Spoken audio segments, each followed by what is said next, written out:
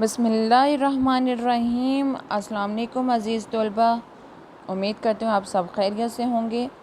آج ہمارا پہلے ہفتے کا دوسرا لیکچر ہے۔ پچھلے لیکچر میں ہم نے نصری سبق طب نبوی صلی اللہ علیہ وسلم کی پڑھائی، اس کے الفاظ معنی اور مشق میں سے پہلے 2 سوالات مکمل کیے تھے، جس میں پہلا سوال مختصر سوالات کے جوابات اور دوسرا سوال خالی جگہ پر کریں۔ یہ 2 سوالات ہم نے مکمل کیے تھے۔ آئی ہوپ آپ نے دیا گیا کام اپنی نیٹ کاپی پہ نوٹ کیا ہوگا۔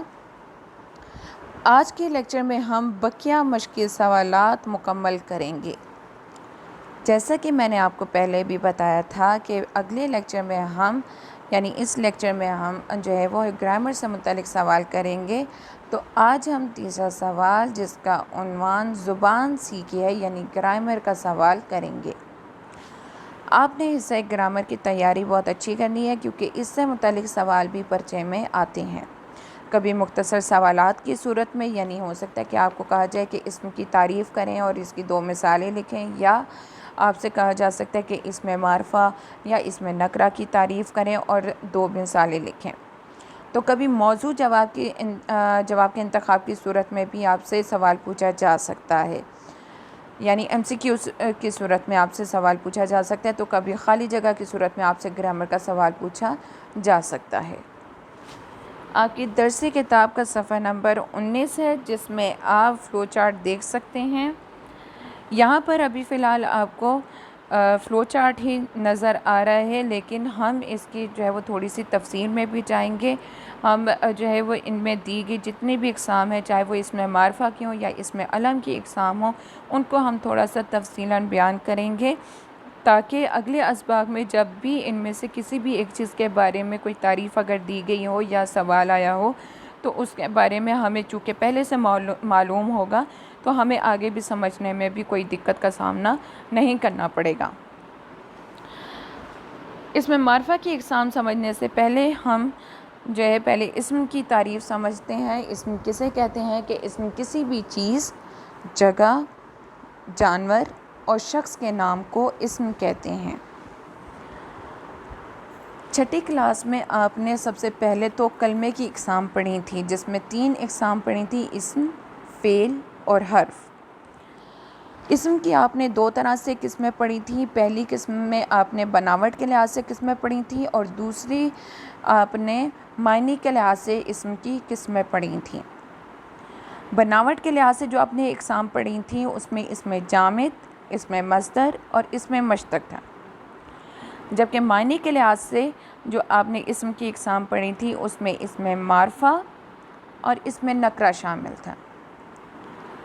چھٹی کلاس میں آپ نے اسم نکرہ کی اقسام پڑھی تھی، جس میں اسم استفہام، اسم ذات، اسم مصدر، اسم صفت اور اسم مشتق، یہ 5 اقسام آپ نے اسم نکرہ کی پڑھی تھیں۔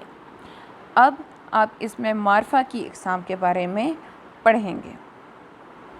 اسم معرفہ کی تعریف آپ نے یقیناً 12 مرتبہ پڑھی بھی ہوگی اور یقیناً آپ نے یاد بھی کی ہوگی، لیکن ایک مرتبہ ہم دہرائی کے لیے یہاں پر اس کی تعریف ایک مرتبہ دوبارہ پڑھ لیتے ہیں کہ کسی خاص شخص، چیز یا جگہ کے نام کو اسم معرفہ کہتے ہیں۔ مثلاً علامہ محمد اقبال رحمۃ اللہ علیہ، کراچی اور بلوچستان وغیرہ۔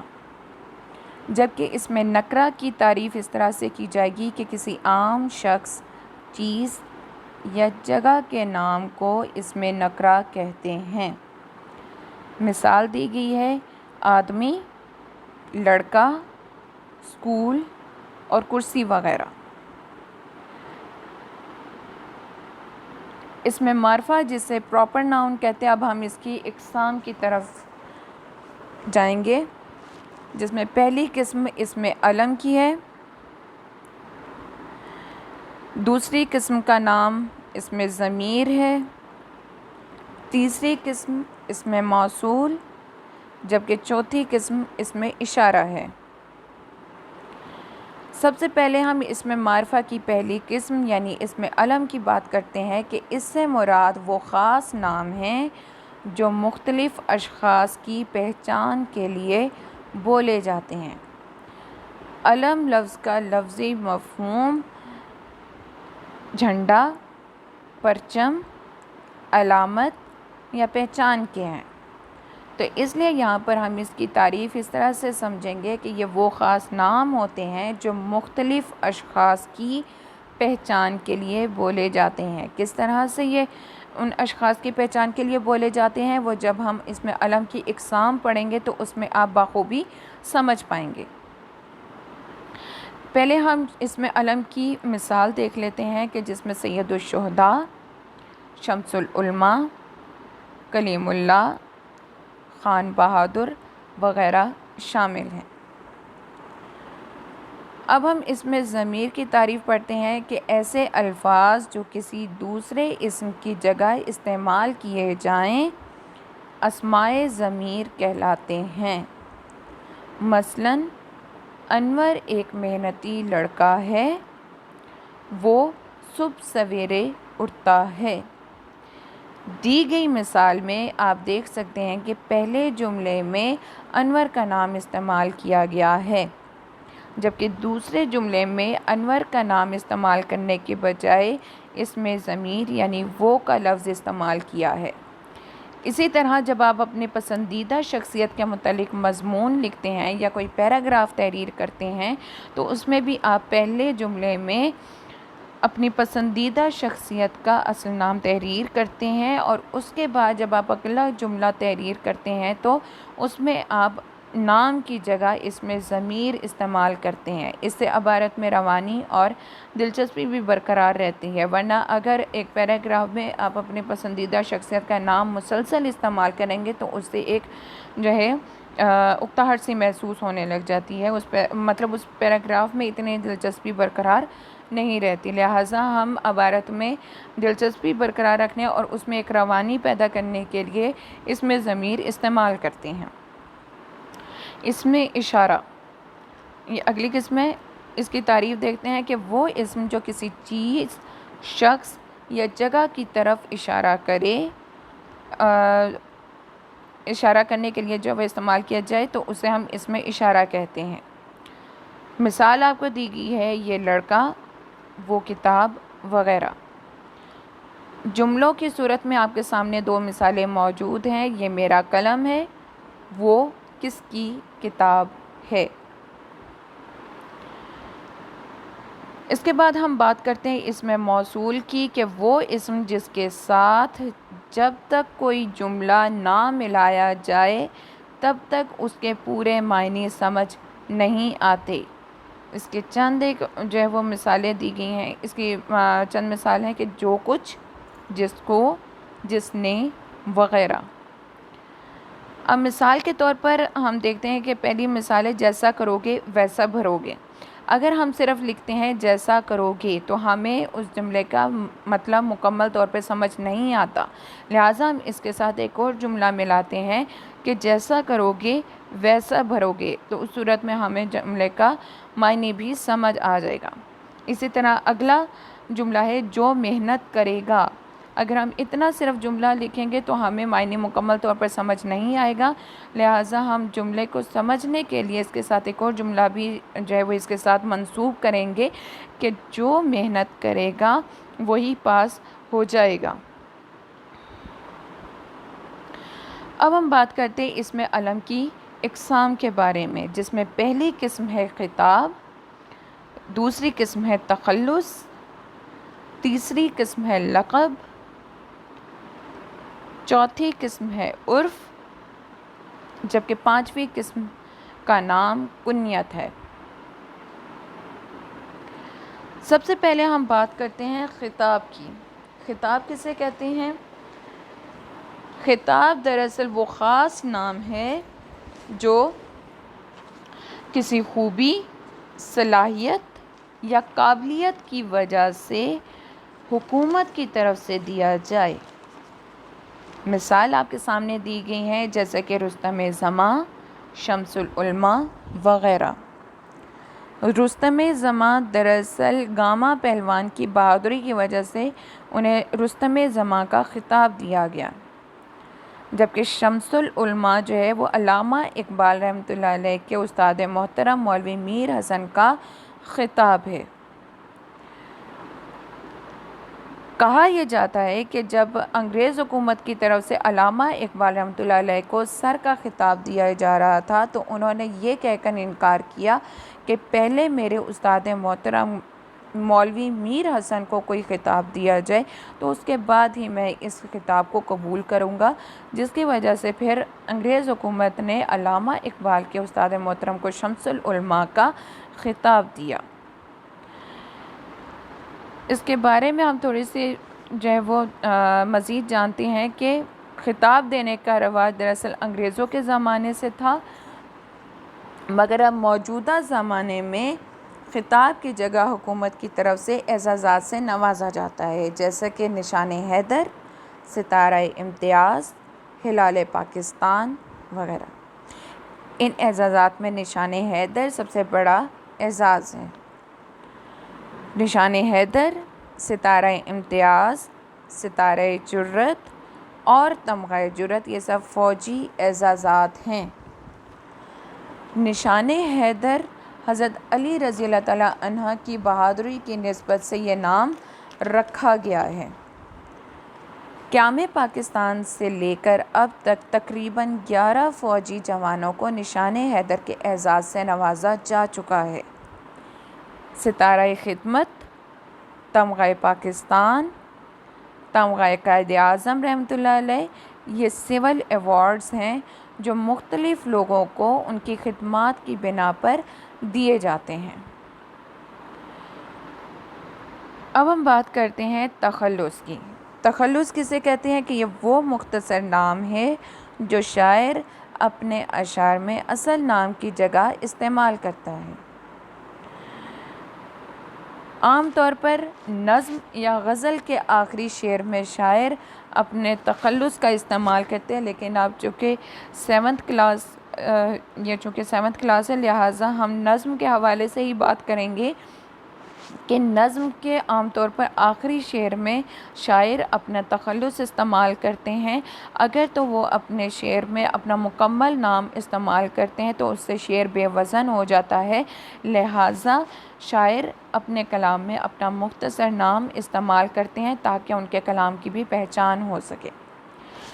ایک بات جو یاد رکھنا ضروری ہے وہ یہ کہ اگر تو نظم کے آخری شعر میں شاعر اپنا تخلص استعمال کرتے ہیں، اپنے نام کا استعمال کرتے ہیں تو وہ نظم کا مقطع کہلائے گا۔ مقطع سے مراد قطع کرنا، توڑنا ہے، یعنی نظم کا آخری شعر کہلائے گا۔ لیکن اگر تو شاعر نے نظم کے آخری شعر میں اپنا تخلص استعمال نہیں کیا تو اس صورت میں ہم اس شعر کو آخری شعر کہیں گے، یعنی جب ہم اس شعر کی تشریح کریں گے تو ہم کہیں گے کہ اس نظم کے آخری شعر میں شاعر یہ کہتے ہیں۔ ضروری نہیں ہے کہ نظم کے آخری شعر میں شاعر اپنا تخلص استعمال کرے، اور نظم کے کسی بھی شعر میں شاعر میں اپنا تخلص استعمال کر سکتے ہیں۔ یہاں پر آپ کے سامنے چند مثالیں دی گئی ہیں، مثلاً مرزا اسد اللہ خان غالب، خواجہ میر درد، الطاف حسین حالی وغیرہ۔ ان امثال میں غالب، درد اور حالی تخلص ہیں۔ غالب، درد اور حالی پر آپ علامت دیکھ سکتے ہیں، یہ علامت تخلص کی علامت ہے۔ اب ایک مثال آپ کو مزید دی جاتی ہے کہ آپ کی جو درسی کتاب ہے اس کی دوسری نظم جس کا نام نعت ہے، اس کے آخری شعر میں شاعر نے اپنے پورے نام کی بجائے اپنا تخلص استعمال کیا ہے۔ مثلاً دونوں عالم کی سعادت ہاتھ آئے گی ظہور، جب بنے گا تو حضرت محمد صلی اللہ علیہ وسلم کے غلاموں کا غلام۔ اب اس شعر میں شاعر نے اپنا مختصر نام یعنی ظہور کا نام استعمال کیا ہے، ویسے ان کا پورا نام حافظ ظہور الحق ظہور ہے۔ مگر انہوں نے یہاں پر اپنا مختصر نام استعمال کیا. اگر شاعر اپنا مکمل نام استعمال کرے تو اس سے شعر بے وزن ہو جاتا ہے. اس کے بعد اب ہم بات کرتے ہیں لقب کی. لقب کسے کہتے ہیں کہ ایسا نام جو کسی خوبی کی وجہ سے عوام میں مشہور ہو جائے اسے ہم لقب کہتے ہیں. اب لقب کی آپ کے سامنے چند مثالیں دی ہیں. مثلاً حضرت موسیٰ علیہ السلام کا لقب کلیم اللہ ہے، یعنی کوہ طور پر حضرت موسیٰ علیہ السلام اللہ تعالیٰ سے ہم کلام ہوتے تھے. اسی طرح حضرت ابوبکر صدیق رضی اللہ تعالیٰ عنہ کا لقب صدیق رضی اللہ تعالیٰ عنہ کیونکہ آپ نے معراج کے واقعے کی تصدیق کی تھی، جس کی وجہ سے حضرت محمد صلی اللہ علیہ وسلم کی طرف سے آپ کو یہ لقب دیا گیا. اسی طرح خالد بن ولید رضی اللہ تعالیٰ عنہ چونکہ بہت بہادر تھے اور آپ نے بہت سی غزوات میں بھی حصہ لیا، لہٰذا آپ کا لقب اللہ کی تلوار یعنی سیف اللہ ہوا. اس کے علاوہ چند ایک مزید مثالیں ہیں لقب کی کہ جس میں جو ہے محمد علی جناح کا لقب قائد اعظم ہے. لیاقت علی خان چونکہ آپ نے تحریک پاکستان میں نمایاں خدمات انجام دی، لہٰذا آپ کا لقب قائد ملت ہے. حضرت علی رضی اللہ تعالیٰ عنہ کیونکہ بہت بہادر تھے، لہٰذا آپ کا لقب شیر خدا ہے. محترمہ فاطمہ جناح رحمۃ اللہ علیہ جن کا لقب مادر ملت یعنی ملت کی ماں ہے کیونکہ آپ نے تحریک پاکستان میں اہم کردار ادا کیا، اور جب پاکستان معرض وجود میں آ گیا تو اس کے بعد بھی آپ کی خدمات ناقابل فراموش ہیں. اس کے بعد اب ہم بات کرتے ہیں عرف کی. عرف کی تعریف اس طرح سے ہے کہ وہ نام جو محبت یا نفرت کی وجہ سے مشہور ہو جائے عرف کہلاتا ہے. مثلاً فضل سے فضلو، فخر دین سے فخرو وغیرہ. عام طور پر دیہات میں یہ رواج عام ہے کہ کسی بھی شخص کے اصل نام کے بجائے اس کا مختصر نام رکھ دیا جاتا ہے، اور وقت گزرنے کے ساتھ ساتھ وہ مختصر نام اس قدر مشہور ہو جاتا ہے کہ لوگ اس شخص کا اصل نام بھول جاتے ہیں اور وہ مختصر نام ہی اس کی پہچان بن جاتا ہے.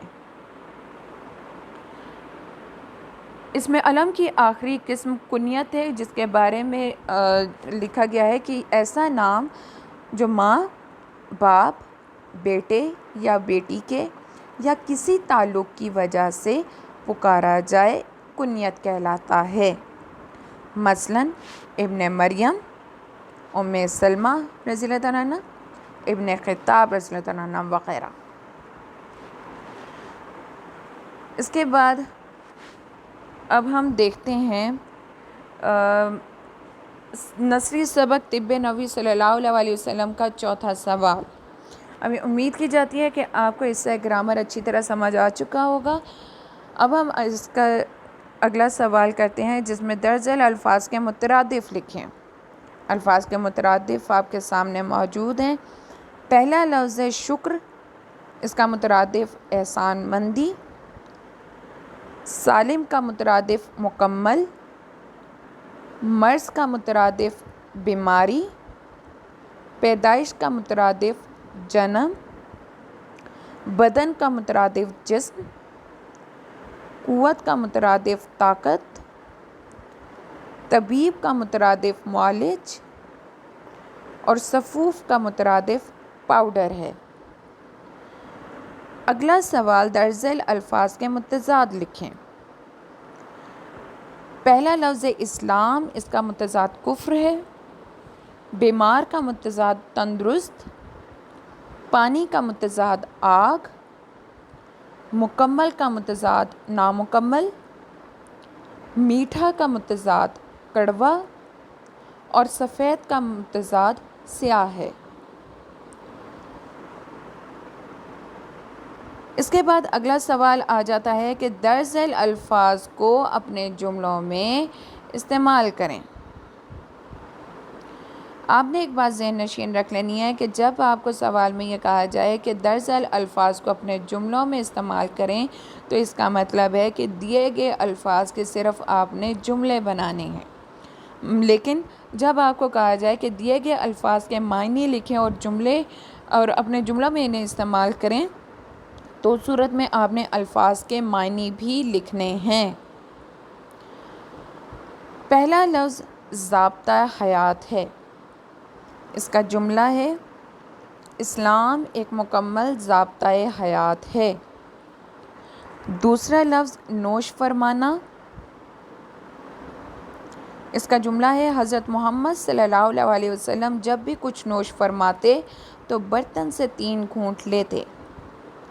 تیسرا لفظ تیزابیت ہے، جس کا جملہ ہے کہ مرغن غذائیں تیزابیت کا باعث بنتی ہیں۔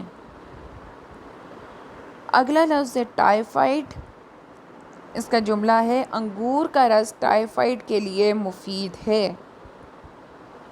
اور آخری لفظ صفوف ہے، جس کا جملہ ہے دل کے امراض کے لیے کھجور اور اس کی گٹھلیوں کا صفوف فائدہ مند ہے۔ اب یہ جو جملے آپ کو سامنے نظر آ رہے ہیں یہ بطور نمونہ آپ کو دیے گئے ہیں، آپ اس کے علاوہ بھی ان الفاظ کے جملے بنا سکتے ہیں۔ نصیر سبق کا آخری سوال تندرستی ہزار نعمت ہے کے عنوان پر مختصر مضمون لکھیں۔ آپ کے سامنے جو ہے وہ ایک مختصر مضمون لکھا گیا ہے، اسے آپ نے یاد بھی کر لینا ہے اور اپنی نیٹ کاپی پر بھی نوٹ کرنا ہے۔ باقی جو پچھلے جو مشقی سوالات جو آپ کو کروائے گئے ہیں ابھی، جس میں گرامر کا حصہ بھی ہے اور الفاظ مترادف اور الفاظ متضاد، یہ سب بھی آپ نے اپنی نیٹ کاپی پر نوٹ کرنا ہے۔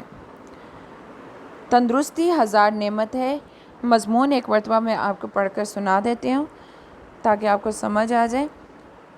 جان ہے تو جہان ہے، اچھی صحت ہی سے دنیا کے مشکل ترین کام ممکن ہیں، اسی لیے بے اختیار زبان پر آتا ہے تندرستی ہزار نعمت ہے، کیونکہ ایک صحت مند تندرست آدمی ہر کام عمدہ طریقے سے انجام دے سکتا ہے۔ تندرست انسان کے چہرے پر رونق شگفتگی ہوتی ہے، وہ خوش و خرم زندگی بسر کرتا ہے۔ بیمار انسان کا چہرہ مرجھایا ہوا اور اداس ہوتا ہے۔ بیمار آدمی کے پاس اگر 1000 نعمتیں بھی ہوں تو وہ سب اس کے لیے بیکار ہیں۔ انسانی جسم کا نظام بالکل ایک مشین کی مانند ہے۔ جس طرح مشین کی اچھی کارکردگی کے لیے اس کے ہر پرزے کو درست رکھنا ضروری ہے، اسی طرح انسانی جسم کے ہر عضو کا صحیح اور تندرست ہونا بھی ضروری ہے۔ انسانی صحت کا راز ورزش میں پوشیدہ ہے، پوشیدہ مطلب چھپا ہوا ہے۔ ورزش سے جسم میں طاقت آتی ہے۔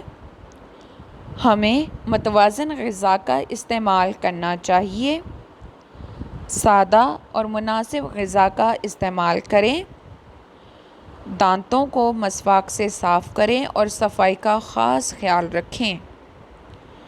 صحت کو قائم رکھنے کے لیے کام اور آرام میں توازن ضروری ہے۔ کام کے وقت کام اور آرام کے وقت آرام زندگی کا بہترین اصول ہے۔ یہ آپ کا پیراگراف جو مختصر مضمون ہے وہ مکمل ہوتا ہے۔ آپ کو جو کام ابھی دیا گیا ہے وہ آپ نے سارا اپنی نیٹ کاپی پر نوٹ کرنا ہے، اور ہو سکے تو حصہ گرامر کو ایک نظر آپ نے دوبارہ دیکھ لینا ہے۔ یہ تھا ہمارا آج کا لیکچر جس میں ہم نے سبق کے بقیہ مشقی سوالات مکمل کیے۔ اگلے لیکچر میں ہم اگلا نثری سبق بابائے اردو مولوی عبدالحق کی پڑھائی اور اس کے مشقی سوالات کریں گے۔ فی الوقت آپ کو جو کام دیا گیا ہے آپ نے وہ مکمل کرنا ہے۔ اور اپنا بہت خیال رکھنا ہے۔ فی امان اللہ۔